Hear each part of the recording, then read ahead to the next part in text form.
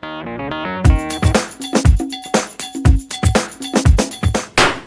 call the meeting of September 22nd, 2016 to order. Please stand for the flag salute. You break that, you're gonna have to buy it. I'm gonna hit it that hard. I pledge allegiance to the flag of the United States of America and to the republic for which it stands, one nation, under God, indivisible, with liberty and justice for all.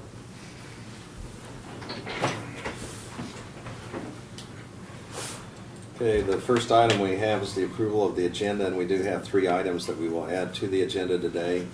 That being consider the approval of an agreement between the City of Enterprise and Dixon County. This is in regards to the Detroit Sanitary Sewer Project. The second item is to consider cost sharing with Marion County. This is on a bridge replacement on the 370th Road, which is right on the county line. And the third item is to review and consider administrative resolution to accept payment of delinquent 1999 personal property taxes. And this is from Charlie's Plumbing in Chapman. And so I would move that we approve the agenda with these additions. Second. We have the motion, the second. Any further discussion? All in favor say aye. Aye. Aye. Opposed? Motion carries. The consent agenda includes the minutes of September 15th work session and the regular meeting.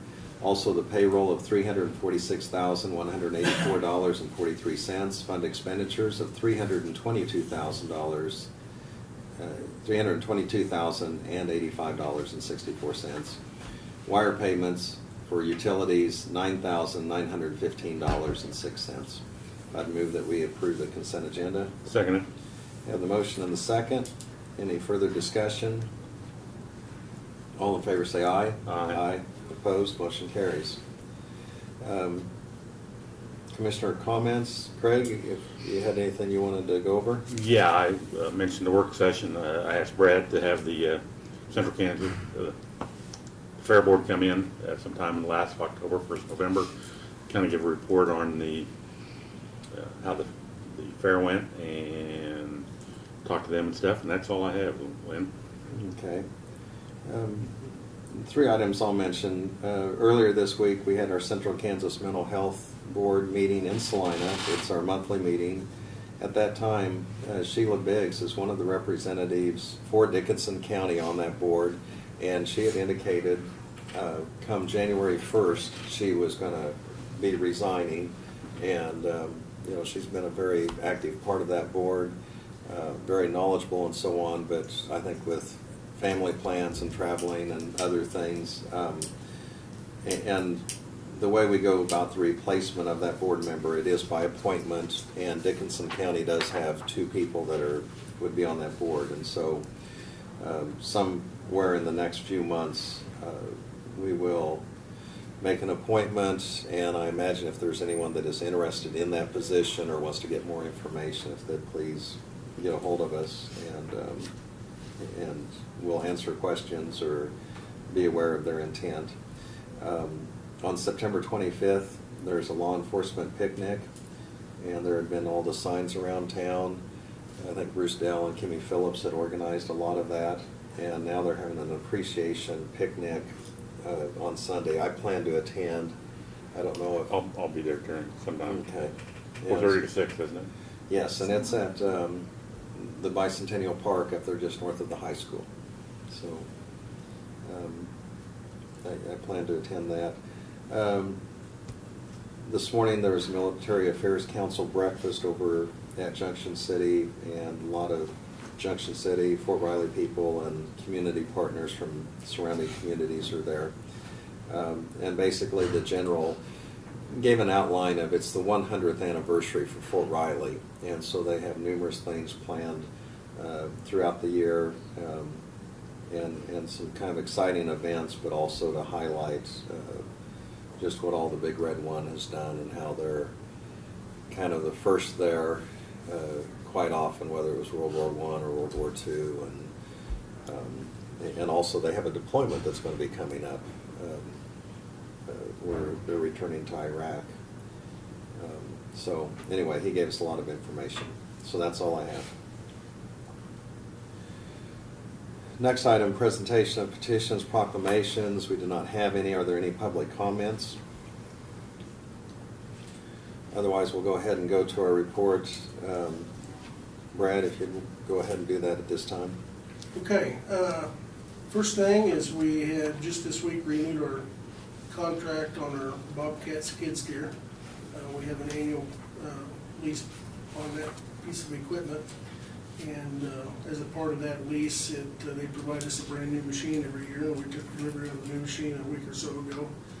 And that comes at a cost of $6,500 for the year with unlimited hours. So it's a municipal lease. It's only available to municipal agents or government agencies, so it's really a pretty good deal.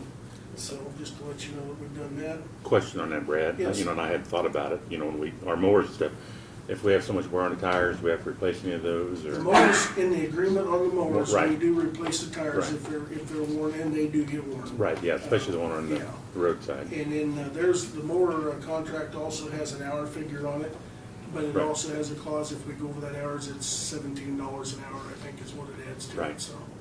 It's still a considerably good deal, that one being from John Deere, so, we, for $80,000, $90,000, $100,000 tractor, we couldn't begin to buy them for $5,000 or $6,000 we're paying a year on those. So, and Yeah. then this is an $85,000 piece of equipment, the skid steer, so. Right, but do we have, is there anything on their hours and There's stuff? nothing on, Okay, there's no that's hour good. limitations. We've been doing it long enough now. The Chapman tornado was the first year we did that. And on that particular year, using it at Chapman, we wore the tracks out. Mhm. And we purchased a set of tracks, but since then, we've been doing it long enough as they know what hours we're gonna use typically, and unless we have a disaster. So they're not concerned with the hours. It's usually 500-600 hours a year, so. So we took the hour clause out of it several years ago, so. But that's a heck of a deal, and there's a lot of municipalities. I know City of Abilene, City of Sullivan now uses that as well through Bobcat. It makes for a good deal for us, so. Marion County has contacted us several years ago. As you recall, we went down and visited a bridge on the county line south of Hope, and I'll pull up a picture of it and show you. It's a fracture critical bridge. It's actually on their bridge inventory. It's not on ours, but it's an old steel bridge that needs to be replaced. They have applied for some off-system funding from KDOT, and were awarded $435 to replace this bridge, which is the cost of the construction materials and everything.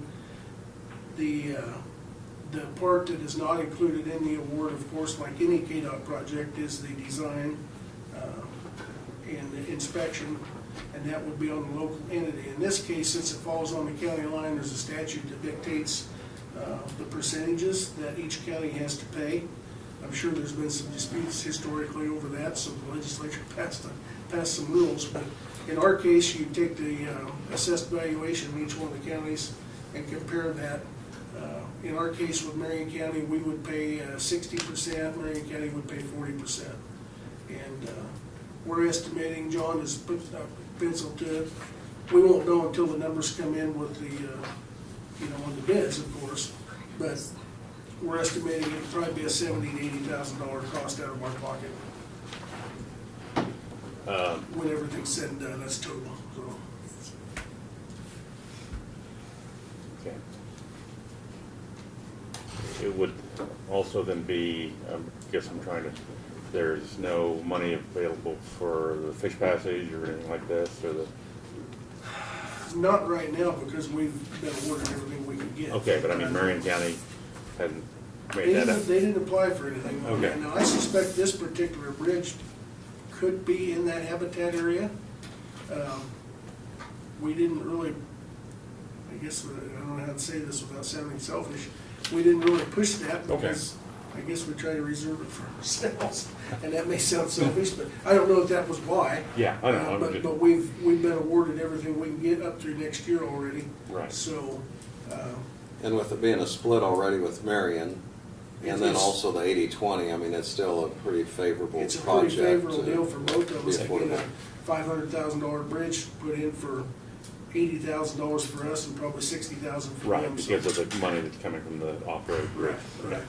And the fact it's a fracture critical, put Right. it Higher on the list. on the top of the priority list for KDOT. So what they were wanting from us for right now is just simply your voice comment that you're in favor of doing that, and then they'll proceed with it. And we certainly recommend that. We know of no other way we're gonna be able to replace that bridge. And we certainly don't want a 50/50 cost of the total project like we've originally been looking at years ago and couldn't afford. So if you're in favor of that, well, I'll get a hold of Marion County and tell them to proceed, and we'll work with them accordingly. So update on the justice meetings. Of course, Larry was in last week when he met with the judges and met with the police department, and again, fine-tuning things. Things went very well. We are at the stage where we'll start planning the first or second week of October, some public presentations. We'll try to hit some civic groups. It's kind of short notice on some of those, but we'd like to get out and start letting the public know where we're at in the process, what they can expect to take place, and then also try and identify some potential citizen participants that will want to participate on our citizen advisory committee, and then get that together and start that process of promoting it publicly. So we may be reaching out to you guys if we have something in Abilene or out in your district to go to a civic group or a senior center or something, much like we did with the sales tax process. And I think it means a lot to the public to have an elected official there, just showing their support of the project and answering their questions. So, but we're trying to set up those dates, and I guess for the media, we're open to do public presentations. If anyone is interested in having us come speak to their group or organization. So Monday we had the kickoff meeting of from the Department of Agriculture in regards to the remapping of Dickinson County for floodplain maps. We had a number of representatives from other counties here as well that are affected by the Lower Smoky Hill water district or shed or whatever they call it. We are the only county that will be remapped totally, and the process, it will take a couple of years. The next 12 months is spent doing some public meetings and trying to get input from the people that are stakeholders in this process. And it's really the goal of the consulting firm and the Department of Agriculture, and I guess FEMA as the parent agency of the whole process, to get everybody's input and end up with some maps that we're all comfortable with, that are as true and accurate as can be when it's all said and done in 2018. So there may be a couple meetings that we'll notify you guys about that you may want to attend, and some public meetings as the process goes. So they're right now trying to identify a working group, and if either one of you is interested in being on a working group on that one, we'd certainly put you on to participate in the meetings and be a part of that process. So we also, I mentioned to you a couple weeks ago that Mickey in the appraiser's office, our personal property clerk, has been working diligently on some delinquent files. We have quite a lot of them, but she had identified one taxpayer that had some 1999 delinquent personal property taxes, and that was Charlie's Plumbing from Chapman. She was able to get a hold of Charles Osborne, and he has come in and they reached an agreement to settle his delinquent taxes from 1999. And we did that by, he's paying the full amount of the taxes, and then we wrote off, or agreed to write off about half of the fees and penalties. On that, you have a resolution today, an administrative resolution that would solidify that agreement. And in the resolution, I believe it has him, he owed $4,200, I believe it was. I've got the exact numbers. Actually, his delinquent taxes were $2,055 from 1999. The fees and late penalties as of today equated to about $2,850. So his total balance is $4,882. We settled with him for $3,500, which would be us writing off roughly $1,380 of that. So he's still paying the full taxes and about half of the penalty for that over the years. Part of that was because for somehow it got lost in the system. He was notified originally, and then we didn't get back with him as far as paying them. They didn't, of course, it's not our duty to notify people. It's their civic duty to come in and pay the taxes, but we felt like it was a good deal to get this settled, and the fact that he's paying all the taxes and part of the penalties, I think a good deal, and I commend him for coming in and doing that. We have received the money from him, so if that is agreeable to you guys, we'll deal with that administrative resolution here when you get down to the other items, so. Have any questions on that? Okay. You also have a list that I provided you in your packet of quite a number of old personal property accounts that are, for the most part, very small amounts. I think there's about 300 total that we're working on a resolution to write those all off. They're uncollectible cases. Most of them, or a large percentage of them, are due to the taxpayers being deceased. A number of them have moved out of the area. We have no idea where they're at. Some of them should have never been assessed at all, that we've since found out. So in the next week or two, we'll be coming back to you with a resolution to try and clean up some of our books and get those taken care of as well. The purpose for giving you that list is twofold. One, you can review it. Two, if you see somebody on there that does owe the tax that you know and may know where they're at, we'd certainly appreciate obtaining that information. So courthouse-wise, and I guess this kind of goes in line with the Justice Center as far as issues, we have 6 of the heating and air conditioning units in the courthouse that are currently shot, for lack of a better description.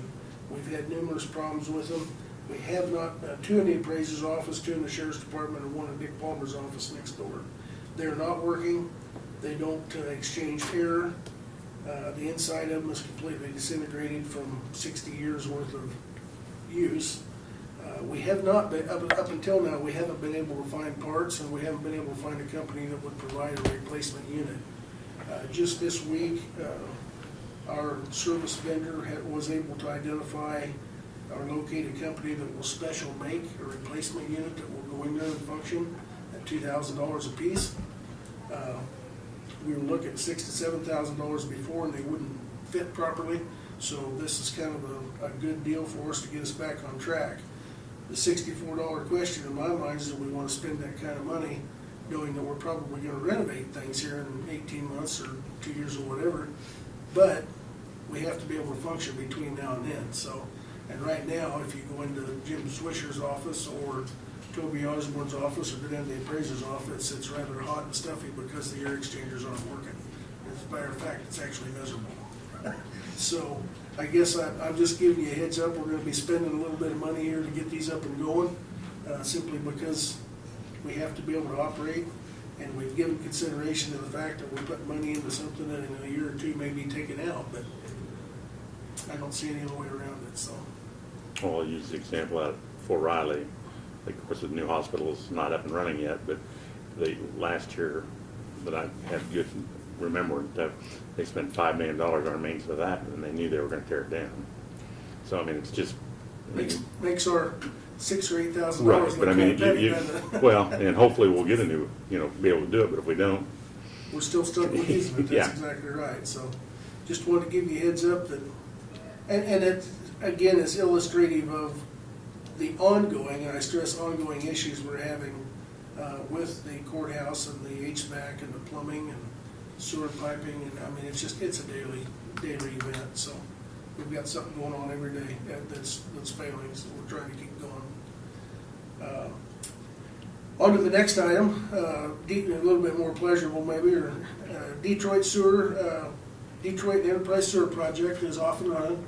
I was notified by Doug McKinney earlier this week that they have completed the low to moderate income surveys that were needed for the block grants, and they've had the Kansas interagency meeting that's required.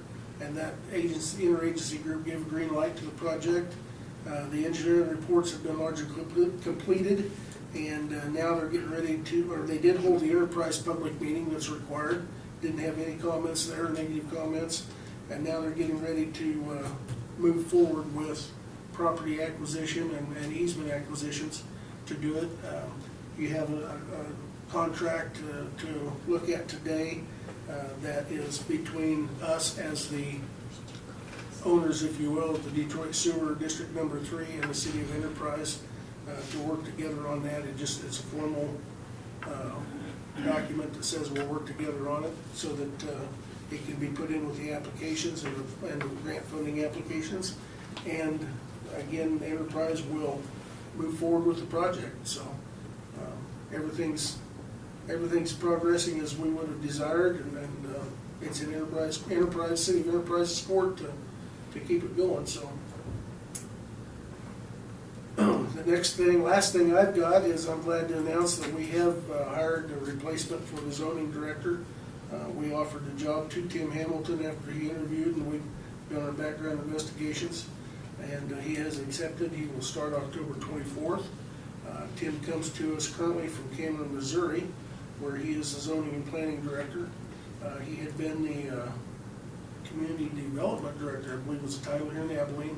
And prior to that, he was at Finney County as the planning and zoning director, and he comes highly recommended from the places that we had contacted. So he comes to us with a lot of experience and certifications, and we'll be pleased to get him on board and get him going. He will spend a couple days, that first 2 days, with Dustin. Dustin will be back.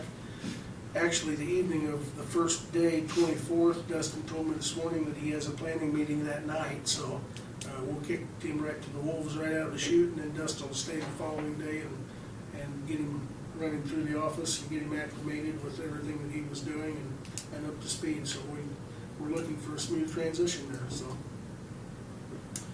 I believe that's all I've got, unless you have any questions. Okay, thank you. Doug, do you have anything today? October 7th will be our next court date in regards to working the way through on the past due taxes on real estate headed towards a tax sale. Don't have a date yet, but October 7th will move that process along. That's all I have. Thank you. Okay. Notices and communications, probably just about the only thing is, or a couple of things. North Central Regional Planning Commission, their 2016 banquet will be here in Abilene, and November 3rd, Thursday. And of course, Craig is a member of that group. But since it's here locally, and they have a speaker that's going to talk about NBAP over at Manhattan, and kind of the impact and some of the things that lie ahead in that. So anyway, I plan to attend also. And then I guess we can find out on Laverne. It says reservations due October 27th, so we've got quite a bit of lead time on this. The other thing, and it was just through an email, the Abilene Chamber area chamber has a candidates forum this evening, and I think they do have candidates that have responded for state offices, for the House position as well as for the Senate seat.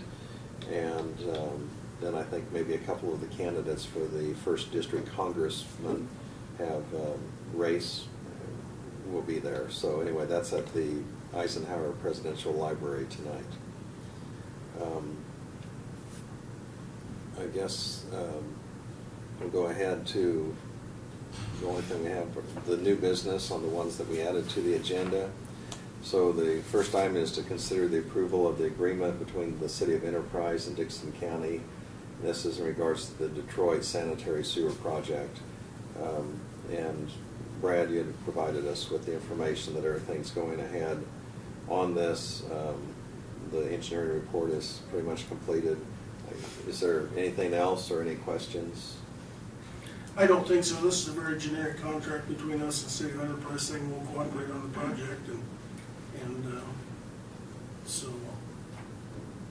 Okay, so we just need a motion for approval of the agreement, or you So have a moved. question? Okay. have the motion, I'll give the second, that we go ahead and approve this agreement between the City of Enterprise and Dixon County regarding the Detroit sanitary sewer project. Any further comments or questions? Otherwise, all in favor say aye. Aye. Opposed, motion carries. The next item we have, and this is to consider the cost sharing with Marion County for the bridge replacement on 370th Road, which is right on the county line. And and the state has guidelines on how we handle that, since it's kind of considered our bridge and their bridge both. That's correct. And the cost share is based on population.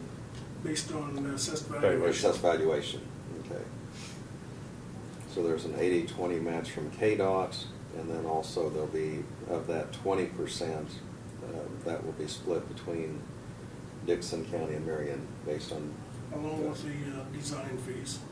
KDOT doesn't pay for the design, engineering and design, so we would pay 60% engineering and design and the 20% of the grant. So, Right, or if there is a temporary bridge around it, that'll be yeah, if part of that there cost. any right-of-way Yeah. acquisition, we would also That'd be share that 60-40. cost with Marion County.